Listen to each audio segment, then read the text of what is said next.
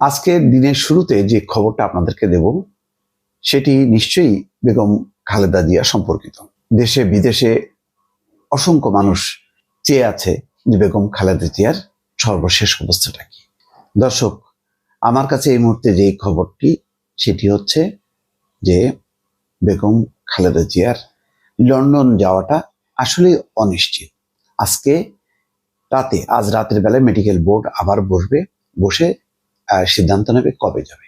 এর আগে গতকালকে পর্যন্ত খবর ছিল যে রোববার নেওয়া হতে পারে। আমি গতকালকেই আপনাদেরকে বলেছি যে আসলে এটাও ঠিক থাকবে না। মির্জা ফখরুল ইসলাম আলমগীর যেটা বলেছেন যে রোববার নেওয়া হতে পারে। কেন বলেছেন যদি মেডিকেল বোর্ড সিদ্ধান্ত নেয় এবং বেগম খালেদা জিয়ার শরীর ঠিক থাকে। মানে বুঝতে পারছেন যে বেগম খালেদা জিয়ার শরীর যদি ঠিক থাকে আর মেডিকেল বোর্ড যদি সিদ্ধান্ত নেয় তাহলে রোববার হতে পারে।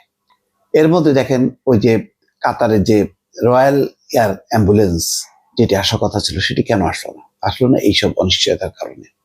কারণ ওই ধরনের রয়্যাল এয়ার অ্যাম্বুলেন্স সাধারণত প্রস্তুত থাকে কাতারের আমির এবং তার পরিবারের জন্য, যে কোনো মুহূর্তে যাতে তারা ফ্লাই করতে পারে। এরকম একটা এয়ার অ্যাম্বুলেন্স ঢাকায় এসে বসে থাকবে, এটা হয় কখনো? এটা হয় না। এই কারণে কাতার সরকার একটা বাণিজ্যিক কোম্পানি থেকে, জার্মানির একটা বাণিজ্যিক কোম্পানি থেকে ভাড়া করে দিচ্ছে, যাতে সেই এয়ার অ্যাম্বুলেন্স ঢাকা এসে 2-4 দিন যদি ওয়েটও করে অসুবিধা নেই। তারপরও তারা আসবে না, এটা অত্যন্ত ব্যয়বহুল জিনিস। সুতরাং যখন এখান থেকে সিগন্যাল হবে তখনই তারা উড়াল দিয়ে চলে আসবে। তারপরও 1-2 দিন বসে থাকলে অসুবিধা নেই। এই কারণেই আসলে আমরা এই যে বলছি না, রয়্যাল অ্যাম্বুলেন্সের কারিগরি ত্রুটি এগুলি আসলে হয়তো তেমনটা না, কিন্তু মানুষকে তো একটা বোঝানো দরকার, নতুবা মানুষ তো বুঝতে চাইবে না। এখন এমন একটা ভাবাবেগ তৈরি হয়েছে বেগম খালেদা জিয়ার অসুস্থতাকে ঘিরে, সেটাকে সামাল দিতে অনেক সময় চাপে পড়ে নানা রকম কথা বলতে হচ্ছে।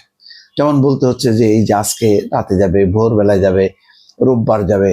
এখন যেটা বোঝা যাচ্ছে যে না, কালকে এন্ডোস্কোপি হয়েছে, ওনার পাকস্থলীর রক্তক্ষরণ বন্ধ হয়েছে। তার মানে এই না যে তিনি খুব ভালো আছে।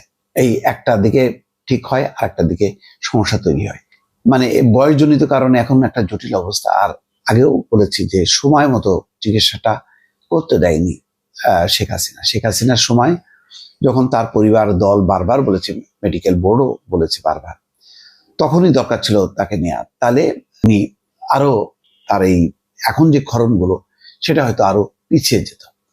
যাক, এখন তার পরিণতি শেখ হাসিনা নিজেই ভোগ করছেন দিল্লিতে বসে, এটা নিয়ে তার কিছু বলার নেই। কিন্তু বিষয়টা হলো এই যে বেগম খালেদা জিয়ার যাত্রাটা আসলে অনিশ্চিত। আপনারা 2 রকম প্রস্তুতি রাখেন। বেগম খালেদা জিয়া হয়তো নাও যেতে পারেন।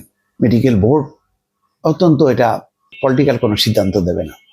পলিটিক্যাল সিদ্ধান্ত দেবে পলিটিশিয়ানরা, তারা কি করবেন। কিন্তু তারা যে অভিমতটা দেবেন, তারা নিশ্চয়ই জানেন যে বেগম খালেদা জিয়ার শরীরের অবস্থাটা কি। সুতরাং তারা হয়তো বলবেন যে না, এখানেই সমস্ত চিকিৎসার ব্যবস্থা করা হোক, যতদিন পর্যন্ত বেগম খালেদা জিয়ার একদম শেষ পরিণতি পর্যন্ত এখানেই দেওয়া হোক।